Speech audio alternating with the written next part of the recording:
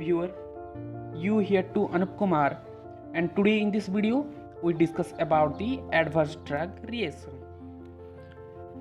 जो ड्रग हमें बीमारी से बचाता है वो कभी कभार कुछ हानिकारक इफेक्ट भी दिखाता है और रिसर्च से पता चला है कि अबाउट 0.5 से 1% जो है वो हॉस्पिटल में मारे जाते हैं इस साइड इफ़ेक्ट की वजह से जब उन लोगों का ट्रीटमेंट चल रहा होता हॉस्पिटल में।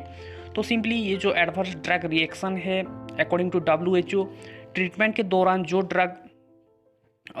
ड्रग कुछ नेगेटिव इफेक्ट दिखाता है और हानिकारक इफेक्ट दिखाता है और वो डेथफुल हो सकता है, उसे ही सिंपली एडवर्स ड्रग रिएक्शन बोलते हैं।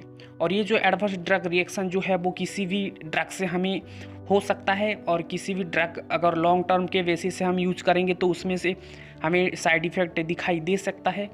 और 10 से 25% पेशेंट में ये जो ड्रग साइड इफ़ेक्ट और नेगेटिव इफ़ेक्ट दिखाई देता है ट्रीटमेंट के दौरान, लेकिन उनमें से 0.5 से 1% जो है वो मर जाते हैं। यहाँ पे मोर्टालिटी रेट जो है वो बहुत कम है, लेकिन यहाँ पे जो नेगेटिव इफेक्ट जो दिखा रहे थोड़ा हाई रह रहा है, मीन्स 10 से 25%। और ये बेसिकली ड्रग रिएक्शन को जो 2 कैटेगरीज में डिवाइड किया गया है, एक है टाइप ए रिएक्शन एंड दूसरा जो है वो type B reaction. Type A reaction को ऑगमेंटेड रिएक्शन बोलते हैं और augmented means simply increase the action. तो ये जो टाइप ए रिएक्शन है ये डोज डिपेंडेंट रिएक्शन है और ये रिएक्शन किसी भी ड्रग का एक पर्टिकुलर डोज की रिएक्शन से हो सकता है, पर्टिकुलर डोज से ये रिएक्शन हो सकता है। और जब हम कोई भी ड्रग ले रहे होते हैं तो उसे तुरंत अगर हम विड्रॉ कर लेंगे और नहीं लेंगे उस ड्रग को भी ये रिएक्शन दिखा सकता है और ये सब रिएक्शन को हम टाइप ए रिएक्शन बोलते हैं। सपोज हम एक ड्रग ले रहे होते हैं ब्लड प्रेशर को कम करने के लिए, लेकिन ये ड्रग जो है इस रिएक्शन में ये रिएक्शन करा कि ये ड्रग जो है वो जब बहुत ज़्यादा एक्शन दिखाने लगेगा और ब्लड प्रेशर को वो नॉर्मल प्रेशर से भी कम कर देगा, मीन्स 120/80 से भी वो नीचे पहुंचा देगा। तो ये हो गया type A reaction. Next we move on to type B reaction. और ये टाइप बी रिएक्शन को हम अनप्रेडिक्टेबल एंड बिजार रिएक्शन भी बोलते हैं। And these are based on the peculiarities of the patient. Peculiarities means individual have a odd characteristic जो कि उस इंडिविजुअल में ये जो ऑड कैरेक्टरिस्टिक है ये जीन के थ्रू आया हुआ होता है उसमें। और ये रिएक्शन जो है ये डोज डिपेंडेंट नहीं है एंड ये जो ड्रग है उस इंडिविजुअल में नेगेटिव इफेक्ट दिखाता है और तकलीफ पैदा कर सकता है क्योंकि उसमें वो ऑड कैरेक्टरिस्टिक पाया जाता है। एंड ये ड्रग रिएक्शन जो है ये ड्रग रिएक्शन से हमें बचने के लिए प्रॉपर जेनेटिक डेटा एनालिसिस करना चाहिए। जैसे कि प्रीमाक्विन एक ड्रग है जो कि हीमोलाइसिस इफेक्ट दिखाता है उस इंडिविजुअल में जिस इंडिविजुअल में ग्लूकोज 6 फॉस्फेट डिहाइड्रोजनेज नाम के एंजाइम का शॉर्टेज और कमी पाया जाता है। और ये जो ड्रग रिएक्शन है ये 2 कैटेगरीज को छोड़ के कुछ किताबों में और भी 3 कैटेगरीज मेंशन किया गया है, वो है type C, type D and type E. Type C में क्या होता है, कुछ ड्रग जो है वो मेटाबॉलिज्म के दौरान वो कुछ ऑर्गन को डैमेज करते हैं, जैसे कि पैरासीटामोल जो है वो लीवर को डैमेज करता है। एंड टाइप डी जो है इसमें ये रिएक्शन जो है इसमें क्या होता है, सालों बाद ये रिएक्शन दिखाई देता है। जैसे कि कोई ड्रग लॉन्ग टर्म के बेसिस से यूज हो रहा है तो जैसे कि साइक्लोफॉस्फामाइड अगर हम लॉन्ग टर्म के बेसिस से यूज करेंगे तो वो यूरिनरी ब्लैडर में कैंसर करा सकता है। And last one is type E reaction जो कि ड्रग विड्रॉल करने के बाद ये रिएक्शन दिखाता है। जैसे कि हाइपरटेंशन में जब हम ब्लड प्रेशर को एलिवेटेड ब्लड प्रेशर को कम करने के लिए जब हम एंटी हाइपरटेंसिव ड्रग लेते हैं, अगर हम उसे तुरंत अगर हम छोड़ देंगे या विड्रॉल कर लेंगे तो उसमें हमारे बॉडी में ये हार्ट अटैक कराने का चांसेस बढ़ा देता है। हिसाब से 4 कैटेगरीज में डिवाइड किया गया है, minor, moderate, severe and lethal. Minor जो है यहाँ पे कुछ ज़्यादा ट्रीटमेंट और थेरेपी यूज़ नहीं होता है, यहाँ पे माइनर हल्का फुल्का ये इफेक्ट दिखाई देता है। हम कोई भी एंटीडोट यूज करके और कुछ प्रोलॉन्ग हॉस्पिटलाइजेशन करके हम इससे बच सकते हैं। और मॉडरेट साइड इफ़ेक्ट जो है वो मीडियम है। मीडियम मीन्स बहुत ज़्यादा कम भी नहीं और बहुत ज़्यादा सीवियर भी नहीं।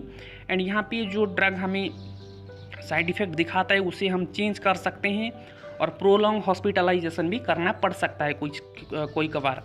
और नेक्स्ट जो है सीवियर, एंड यहाँ पे जो है वो हमारे लिए लाइफ थ्रेटनिंग और डेथफुल हो सकता है और कोई ऑर्गन को ये परमानेंटली डैमेज कर सकता है।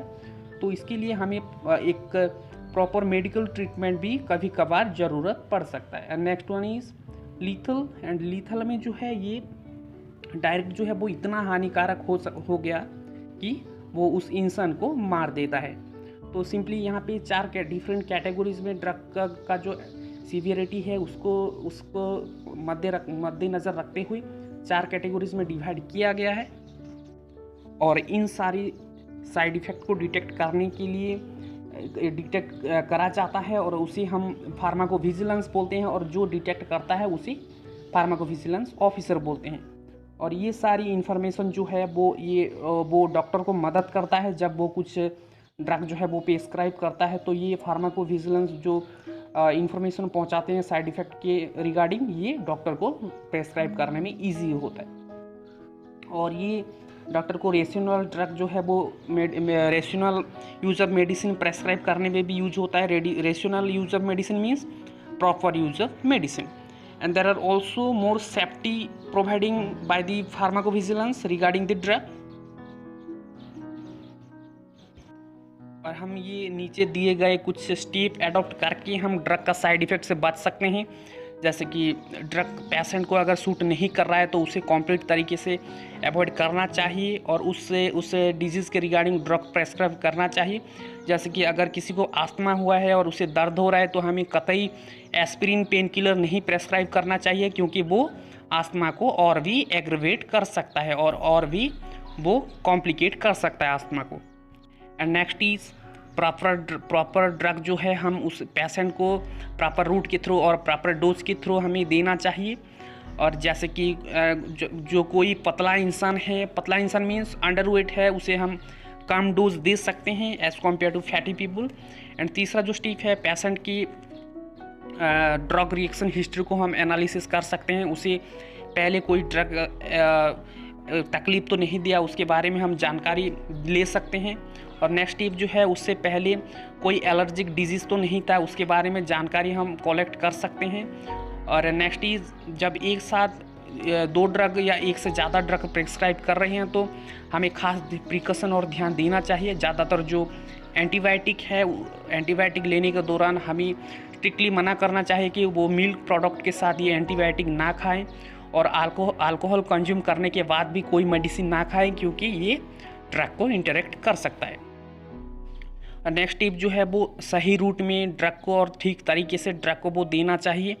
जैसे कि वैनकोमाइसिन जो ड्रग है इंट्रावेनस इंजेक्शन में जब देते हैं तो ये थोड़ा इंट्रावेनस में जब हम प्रिस्क्राइब करते हैं तो ये थोड़ा स्लोली दिया जाता है। और प्रॉपर पैथोलॉजिकल टेस्ट करने के बाद ही किसी मेडिसिन को प्रेस्क्राइब करेंगे तो हम ये ड्रग का जो एडवर्स साइड इफ़ेक्ट है उससे हम बच सकते हैं। एंड एडवर्स इफेक्ट को 5 कैटेगरीज में डिवाइड किया गया है। एक है side effect, untoward effect, allergic reaction, idiosyncratic reaction and teratogenic effect. So first one discuss side effect. And side effect जो है एक नॉर्मल डोज में ये इफेक्ट प्रोड्यूस होता है, नेगेटिव इफेक्ट। एंड यहाँ पे कई बार ये फार्माकोलॉजिकल एक्शन के हिसाब से भी काम करता है। जैसे कि अल्सर पेशेंट में अगर एट्रोपिन दिया जाए तो वो उसमें ड्राइनेस ऑफ माउथ दिखाई देगा, लेकिन ये अल्सर वाली पेशेंट में ये दिक्कत पैदा कर सकता है ड्राइनेस ऑफ माउथ। लेकिन ये जो ड्रग है हम अगर एक प्री एनास्थेटिक मेडिकेशन के हिसाब से यूज करेंगे तो ये हमें फ़ायदा भी दे सकता है, क्योंकि सर्जरी के दौरान जो सलाइवा है जो अगर सीक्रेट होता है तो वो सर्जरी के दौरान दिक्कत पैदा करता है। तो इसीलिए डॉक्टर लोग जो हैं वो atropine as a pre anaesthetic medication use करते हैं सलाइवा को रोकने के लिए। और अगर ये साइड इफ़ेक्ट का सीवियरिटी बढ़ जाता है तो वो हो जाता है ऑन टूवर्ड इफेक्ट, जो कि सेकंड कैटेगरी से ऑन टूवर्ड इफेक्ट। ये साइड इफ़ेक्ट का अगर साइड इफ़ेक्ट जो है वो माइनर रह रहा है और नेगेटिव इफेक्ट जो है वो अगर माइनर रह रहा है तो उसे बोलते हैं साइड इफ़ेक्ट। और ये नेगेटिव इफेक्ट जो है अगर सीवियर नेगेटिव इफेक्ट प्रोड्यूस कर रहा है तो उसे बोलेंगे ऑन टूवर्ड इफेक्ट, जैसे कि डायरिया होता है एम्पिसिलिन लेने के दौरान, और पोटेशियम आयन जो है, जो कि एक इलेक्ट्रोलाइट है, बॉडी में एनर्जी बैलेंस करता है और फ्लूइड बैलेंस करता है, वो कम हो जाता है डायूरेटिक लेने के दौरान। And third category is allergic reaction. तो सिंपली एलर्जिक रिएक्शंस मीन कोई इंसान जो है वो कुछ ड्रग को लेके सेंसिटिव रहते हैं। जैसे कि एक एग्जांपल लेते हैं, आमतौर का जो एग्जांपल है, जब कई लोगों में देखा जाता है कि बैंगन जो है वो खाने के बाद कुछ खुजली रिएक्शन प्रोड्यूस करता है, क्योंकि वो बैंगन उसमें एक एलर्जन की तरह काम करता है, उसे एलर्जी प्रोड्यूस करता है। और ये रिएक्शन जो है एलर्जिक रिएक्शन जो है उसे 4 कैटेगरीज में डिवाइड किया गया है, type 1, type 2, type 3 and type 4।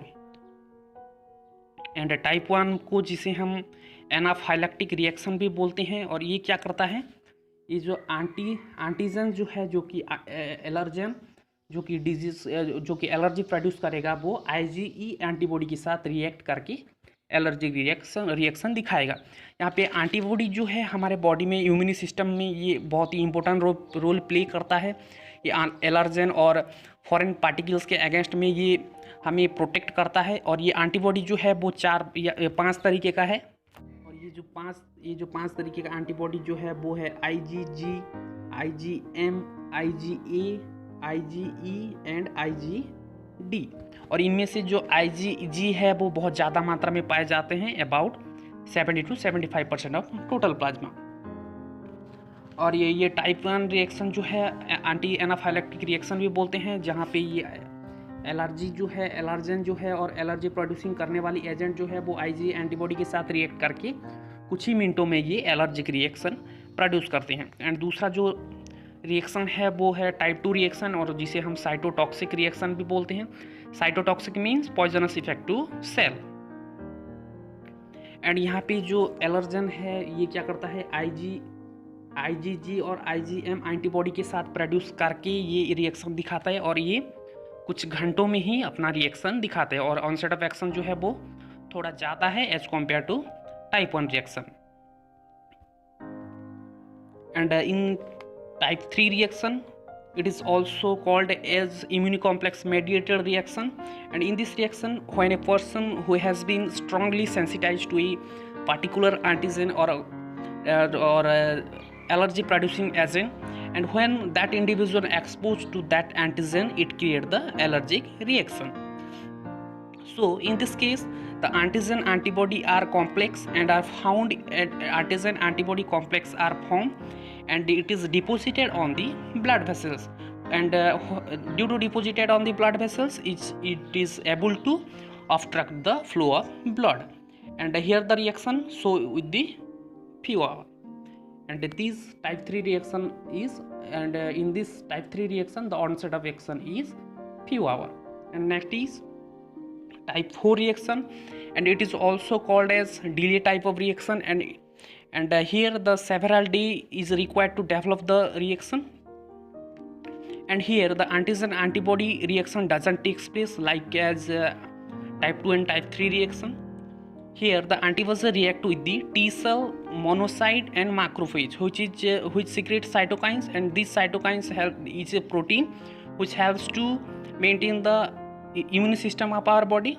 But here this immune system particles are react with the antigen, and they may lyse the cell, or they may break down the cell and produce the allergic reaction. And here the onset of action is 1 to 3 days. And next effect is teratogenic, and here the teratogenic is come from the two words. One is terato means monster, means simply monster means big or abnormal outgrowth, and genic means which produce this effect or to make. So the substance which are toxic to some part, which are toxic to developing the embryo fetus, or which able to produce the abnormal organ development, is called the teratogenic materials or teratogenic drug. Some drugs like thalidomide, steroid, lithium produce this abnormal growth and development in fetus, and this reaction is called as teratogenic effect. So during the pregnancy, must precaution should be taken to prevent this teratogenic effect. So this is all about the topic adverse drug reaction. Hope you enjoy the topic. Have a good day, have a bright future. Thank you.